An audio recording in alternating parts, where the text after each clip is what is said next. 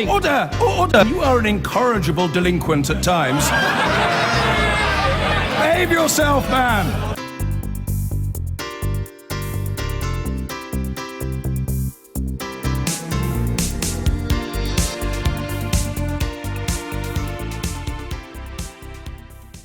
Now, a former prisons boss has called on the Justice Secretary to apologise for the prison system being brought to the brink of collapse.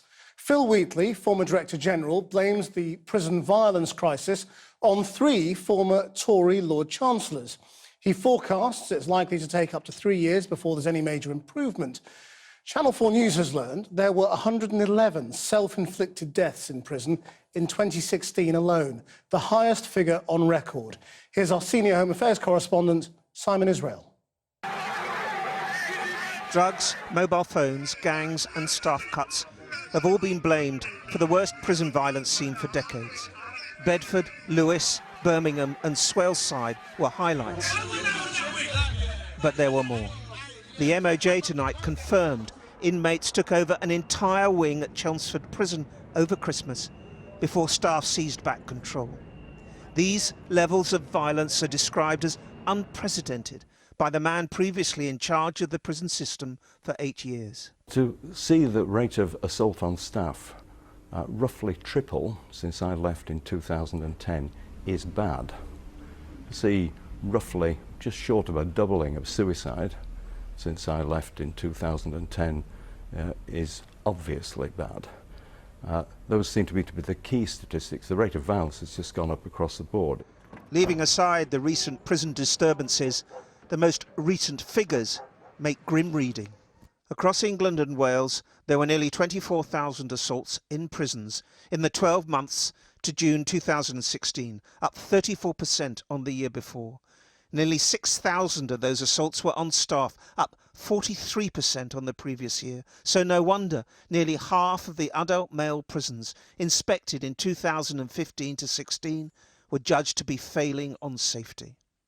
The former prisons boss points the finger of blame at the past 6 years of Conservative Lord Chancellors, 3 of them to be precise. Ken Clarke, he says, for accepting huge budget cuts, Chris Grayling for implementing those cuts without reducing the prison population, and Michael Gove for ignoring the operational disaster staring him in the face while pontificating reform. Recognition, this is why it's happened, is something that we, the public, ought to know about. We ought to know when ministers have made failings, and these are a series of ministers, and part of the failing has been the failure of government to ensure that ministers followed the same course and to allow wild swings within government. Do you think this government today owes an apology to officers, to the victims of violence in prisons, to those who've died, to the families of those who've died? I think that the actions of government should be apologised for. It's a bit difficult to say this government today because most of the difficulties happened in the coalition government led by David Cameron. Does someone need to apologise? Yes, I think so. Who, in your mind, would need to do that? I would like to hear the responsible minister, who is the current Lord Chancellor, say that we have got prisons into a very difficult state where there is more risk than there should be, more violence than there should be. That's a result of mistakes that have been made by government since 2010. There was no apology when Liz Truss announced her action plan in November with the promise of 2,500 extra prison staff by 2018.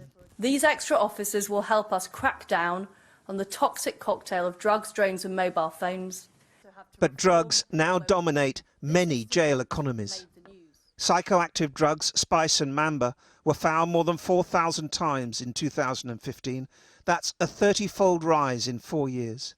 Those drugs have been officially linked to 58 deaths in prison since 2013 and suspected in many of the 111 deaths in 2016 alone. Ministers and officials are saying there is no quick fix. I agree entirely with that. I think this will be a 2 or 3 year campaign, and it will only work if there is a campaign And we don't have what we have seen, which is constant fluctuations in government policy. The official inquiry into the worst of the riots at Birmingham Prison has begun. The head of G4S UK Prison Services has been interviewed this week. But the investigation will deal with the aftermath, not past political failures, which may have set the tone for the violence to come. Simon Israel reporting, well, we put all of the issues raised in that report to the Ministry of Justice. In a statement, they said they've announced a shake-up of the prison system with 2,500 extra prison officers, new security measures and a new prisons task force to manage potential flashpoints in prisons. They also say they're setting up a new national intelligence hub to target gang crime behind bars.